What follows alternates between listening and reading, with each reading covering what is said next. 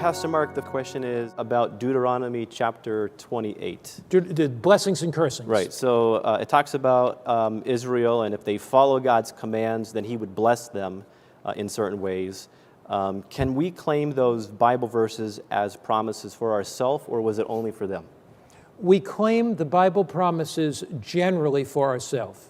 Obedience brings blessings, disobedience brings cursings. Now, it doesn't mean if you get sick, you're cursed. It doesn't mean if you have economic difficulties, you're cursed. But God was giving us a principle in Deuteronomy chapter 28. And the Deuteronomy chapter 28 story is that by the grace of God, if you're obedient to God, you will be blessed by God. That principle is also given in the book of Galatians. It's Galatians 6 and verse 7, 8, and 9. And the Bible gives you that same principle in the New Testament as that we have in the Old Testament. It's Galatians and chapter 6. And Scripture puts it this way: "Be not deceived, God is not mocked. Whatever man sows, he's going to reap. For he that soweth to the flesh shall reap of flesh of corruption. He that soweth to the Spirit shall of the Spirit reap life everlasting." So it's this idea of sowing and reaping. You sow corn seed, you're going to reap corn. You sow tomato seed, you're going to reap tomatoes. If you sow kindness and love throughout this world, you're going to receive that back. You're going to receive the blessings of God. And the challenge here is that we live in an evil world, a wicked world, a sinful world. So it is true that bad things happen to good people. But we will receive God's blessings. They may be the blessing of peace. They may be the blessing of joy.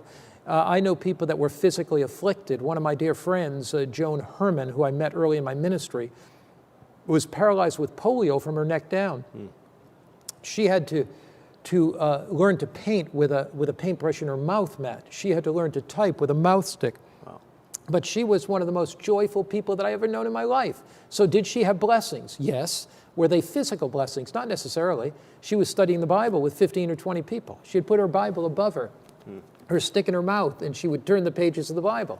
So was she blessed? Oh, yes. Did Deuteronomy come true for her? Yes. But was her life easy? Certainly not. Yeah, and do you think if we know to do something and we choose not to do it, you think God can take away some of the protection? He does, certainly, certainly. We walk out of his protection. Right. So it's not only he takes it away, it's we walk out of it. Walk out of it. It is that once we know what to do and we don't do it, we put ourselves on a path that God cannot endorse the evil that we've done by sending good angels to protect us in our own choice. Now, I'm sure God sends angels to protect us when we make wrong decisions all the time. But if we persist in that course, we actually deny God the ability to help us as he really could or should. Right. Appreciate that answer. Hey everybody, Matt Gray here, Media Director for Hope Lives 365. Don't go yet. Make sure that you subscribe and click the bell so you get notified of the next video in this series. And I think you should check out these other videos over there. I think you'll like those as well. See ya.